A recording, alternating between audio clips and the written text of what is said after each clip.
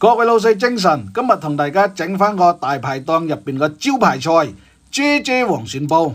哎呀，睇到都想食啦，新鮮又生猛，放到砧板上面都仲係跳起身嘅，一睇就知道係靚貨啦。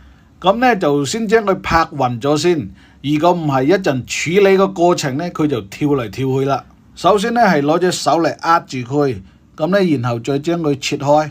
如果呢處理得唔乾淨嘅話呢，入邊隻膽嗰度呢就會帶有苦味啦。所以呢，呢個呢一定要清乾淨佢，同埋啲腸啊啲咁刮乾淨佢。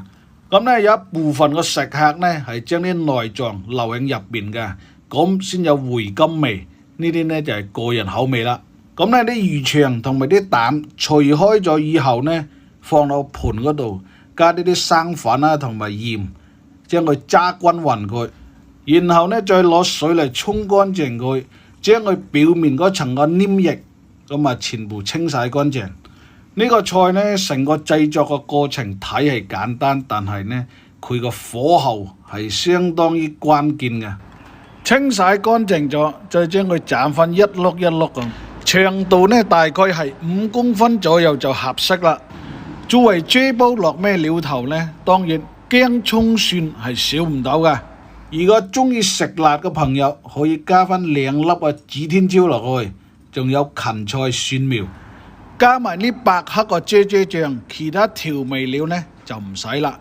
好啦，跟住落嚟開始表演。第一步呢，呢個瓦煲仔呢一定要燒到佢起青煙，跟住先落油。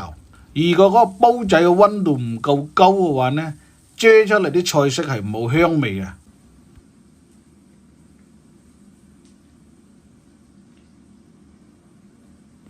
咁呢一定要炒到啲料頭起焦啦，咁樣先出味。然後呢再將啲黃鱔碌倒入去，慢慢咁翻炒幾下。咁呢個時候呢就未先入醬，先炒一輪先，俾啲黃鱔呢受熱咗，跟住最後呢再落醬。咁呢喺中途吸蓋焗嗰時呢，成個時間大概係5秒左右。咁呢黃鱔個成熟度呢係好快嘅。成個啫個過程呢，大概係3分鐘左右。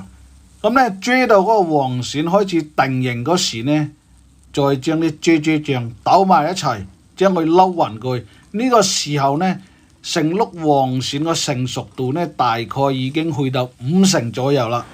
做啫煲嘅時候呢，就要佢保持有一定嘅熱度，猛火急攻，唔好俾佢停。而家都可以睇到嘅。成個煲仔入邊向旁邊嗰度已經係飄起微微嘅青煙，呢個時候呢就可以放埋啲清料落去啦，冚翻個蓋，向上面滴翻10滴8滴嘅白酒落去，就算係着火都唔使怕嘅。如果鑊氣唔夠嘅話，一出爐嗰時呢就會滲水噶啦。好啦，而家嚟睇一睇個煲底度會唔會起焦先。如果係一係燶咗嘅話呢，就係唔掂啦。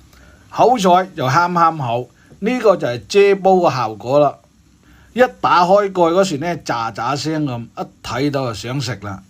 如果唔配翻2支啤咧，都搞佢唔掂。